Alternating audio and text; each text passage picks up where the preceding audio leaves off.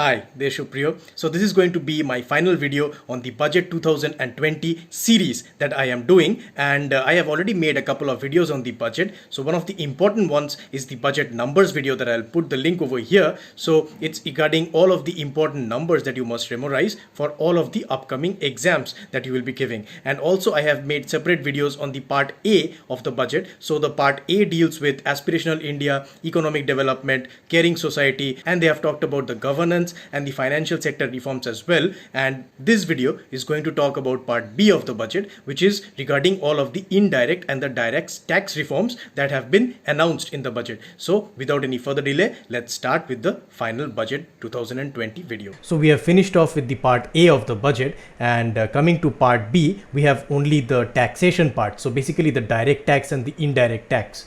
So starting off with the direct tax, so the finance minister Nirmala Sitharaman, she said that this is an unprecedented step by the government, that the corporate tax rate for new companies in the manufacturing sector has been decreased to an unprecedented level of 15%. So the new companies in manufacturing, they only need to pay 15%, and similarly for the existing companies, the rate has been brought down to just 22%. So right now the corporate tax rate of India, it is one of the lowest in the world, and this is something that she stressed upon in her budget speech. And also the next thing that she talked about is that the direct tax filing, so basically the income tax. So when we are going to file the income tax to the government, we always need help from professionals. So this is something that is not desirable. So what she said is that she is going to simplify the personal tax regime, the personal income tax regime, so that we do not need to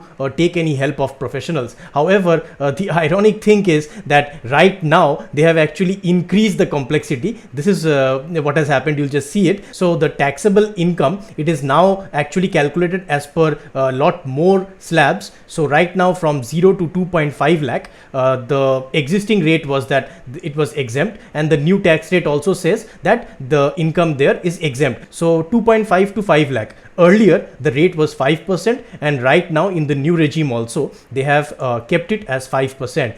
5 to 7.5 lakh, it was earlier at 20%. Now they have reduced it to 10%, and 7.5 to 10 lakh, it was earlier at 20%. Now it has gone down to 15%. The next is 10 to 12.5 lakh. So that was reduced from 30% down to 20%, and 12.5 to 15 lakh. So this was reduced to 25% from 30%, and above 15 lakh, this is actually remaining the same. So it is going to be 30%, just like it was in the previous regime. So just note this, that in here the amount, it is actually incrementing by 2.5 lakh. So that is the difference, 2.5 lakh, but here the percentage is incrementing by 5%. 5%, 10%, 15%, 20, 25 and 30. So this is how you can actually remember this thing. So this is the most important table that we have to note. And the next thing that she said is that this thing, it's going to be optional for the taxpayers. So the new regime, it's not something that is mandatory. It is going to be an optional regime. So you can choose for it if you want, and if you don't want, you do not need to choose for it. And she also said that it was surprising to know that currently we have more than 100 exemptions and deductions of different nature that are provided in the Income Tax Act of 1961, and she has removed around 70 of them in the new and simplified regime. So basically we used to have a lot of exemptions, and it was quite complicated, and the government is actually trying to simplify things, but this is actually a very contentious issue, and there have been a lot of opinions and counter opinions. So personally, I'll just tell you my opinion. So my opinion is that they have actually gone ahead and made it a lot more complicated, because they have gone ahead and taken out the ATC deduction that we used to have, and there are various other deductions that we are not going to get if we opt for the lesser tax regime, the new tax regime. So many people who had already planned their taxes and they had actually planned for decades, actually they are not going to go into the new regime, because it is going to totally alter the plans. So that is something that is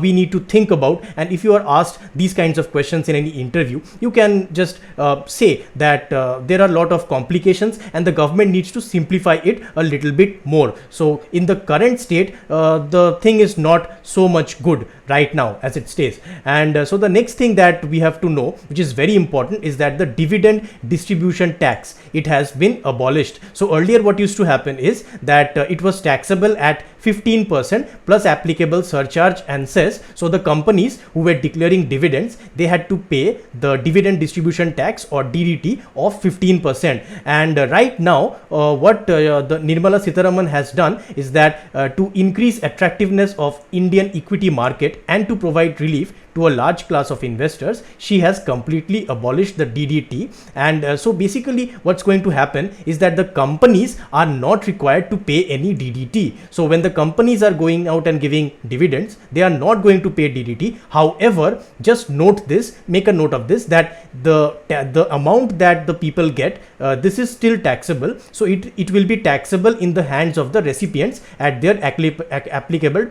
rate. So earlier what used to happen, two types of taxation were there. DDT was there, and then on the dividend you also paid tax as per your current slab, the slabs that we just saw, 5%, 10%, and 15%, like that. So right now only those slabs, as per those slabs, you have to give the tax, whatever it's calculated. And also she said that this 15%, she again mentioned that newly incorporated domestic companies in the manufacturing sector, in the last budget actually, they had actually in September of 2019 they had made the changes. So new companies in the domestic manufacturing sector, they only need to pay 15% tax. So right now what the government did, they have extended the concessional corporate tax rate of 15% to new domestic companies engaged in the generation of electricity. So the electricity sector is also being pushed quite hard by the government of the tax exemptions. And also there have been tax concessions for foreign investments, and this is quite interesting. And you have to note that sovereign wealth funds, so these are the wealth funds of countries, and this is something like the vision fund that Saudi Arabia has, so something like that. So these funds, if they invest in India, then 100% tax exemption will be provided to their interest, dividend and capital gains income in respect of investment made in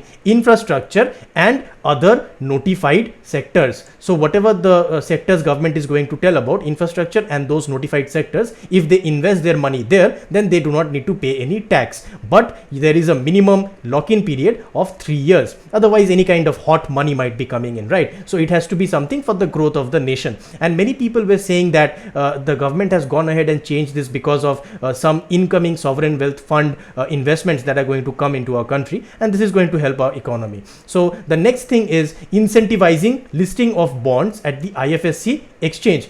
This is the International Financial Services Center. So it is at Gift City in Gujarat. So to list the bonds there, the withholding rate has been decreased from 5% to 4% on interest payment on the bonds listed on its exchange. And also the government gave a huge fillip to the startups industry. So currently what happens, the ESOPs, the employee stock option plans, they are taxable as perquisites at the time of exercise. So this actually causes some cash flow problems to the employees who need to pay that kind of tax to get those ESOPs. And the government said that they are going to allow these people to defer the tax payment on these ESOPs by 5 years, or till they leave the company, or when they sell their shares, whichever is earliest. So this will come as a huge relief to the people who are getting ESOPs in the startups. And also another very, very important thing, in fact you have to memorize this, that they are going to give 100% tax exemption. So earlier also there used to be 100% tax exemptions for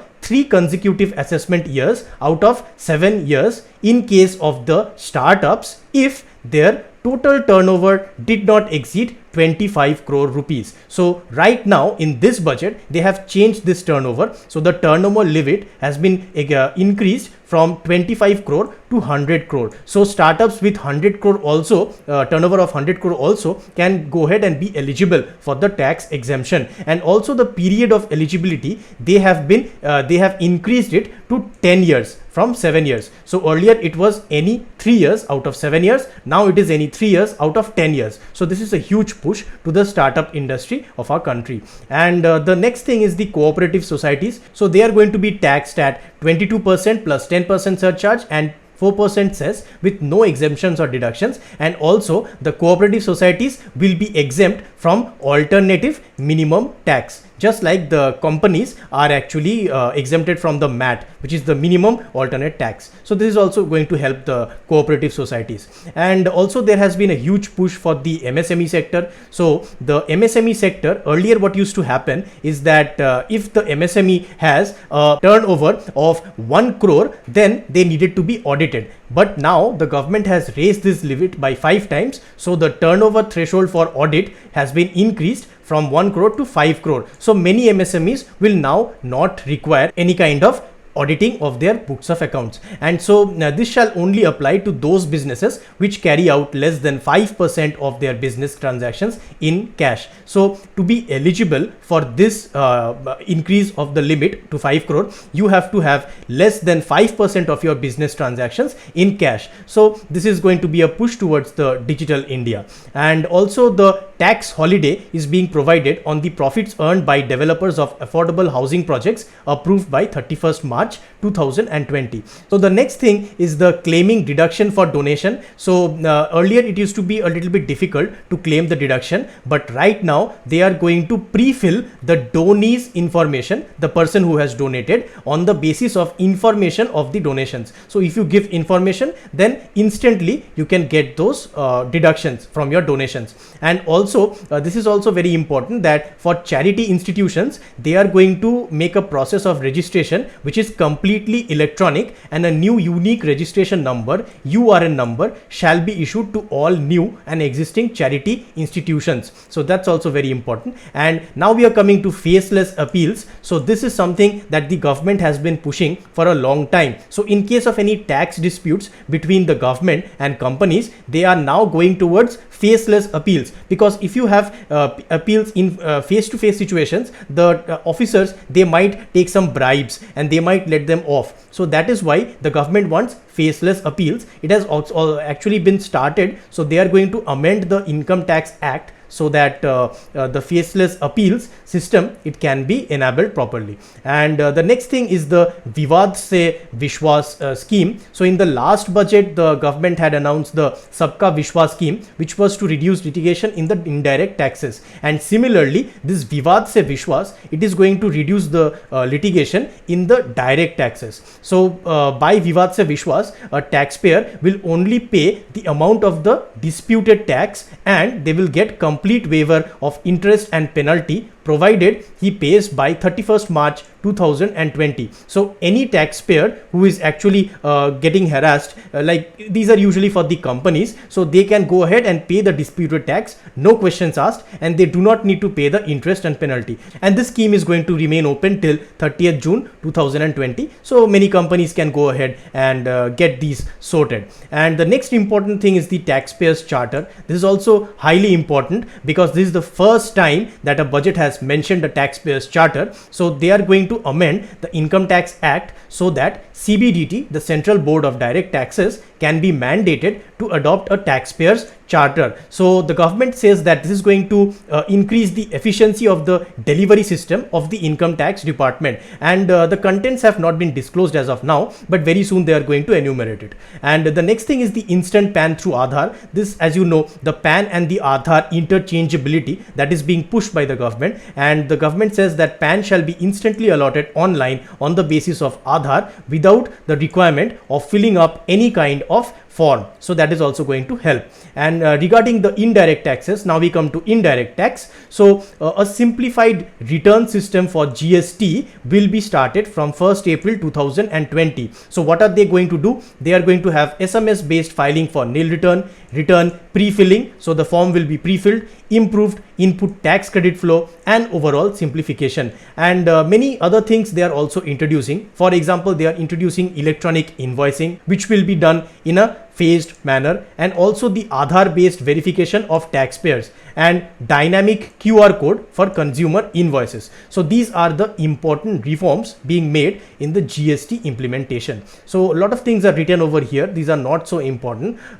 Just remember that for imports, the customs duty is being raised on items like footwear and furniture. Why is government doing this? Because we want to export more footwear and furniture. We want to create them in-house. We do not want to import it. So we want to give a fillip to the domestic industries who are actually making the footwear and the furniture. And also India is right now exporting medical equipment. So the budget says that we have made strides in this sector. So we are exporting lot of medical devices, and that is why a nominal health cess will be placed on the imports of medical equipment. So the proceeds from the health cess on the imports of medical devices, they are going to be used for creating infrastructure for health services in the aspirational district. So that will actually help. And also the customs duty on imports of newsprint and lightweight coated paper will be reduced from 10% to 5%. Next, they talk about PTA, which is the purified peroxalic acid. So the full form is not so important. It is a critical input for textile fibers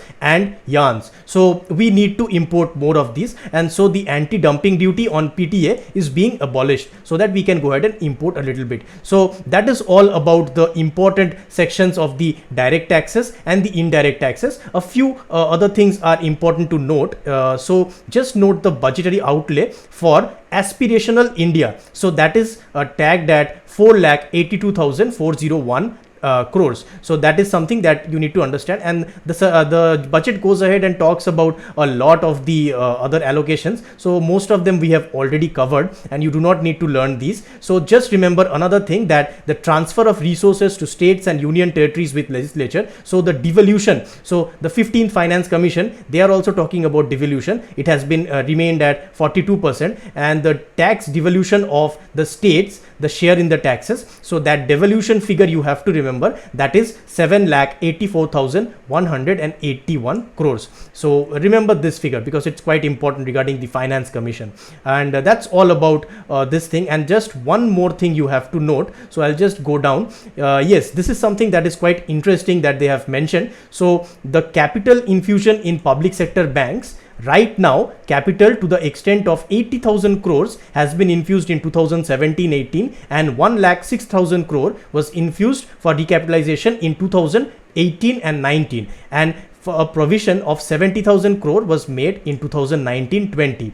Currently, capital infusion in the current fiscal year, it stands at 64,612 crore. So this is something, these figures that you need to remember. And just make a note of this interesting thing, that the capital infusion is made through issuance of Government of India special securities carrying a fixed coupon. So that is how they are going to infuse the government's fixed capital. So just note that this is how the capital infusion is going on, because we sometimes have confusion regarding how they are actually infusing this amount. So the next 20 pages they deal with the same thing. It's only about the annexure, and the same things are mostly noted. So we have come to the end of the budget. I hope that you have learned something from this video, and I was able to explain everything to you properly. So that is all for the budget 2020 coverage. Please leave a like if you enjoyed the video, and don't forget to subscribe. Thank you, and I'll see you in the next video. Bye bye.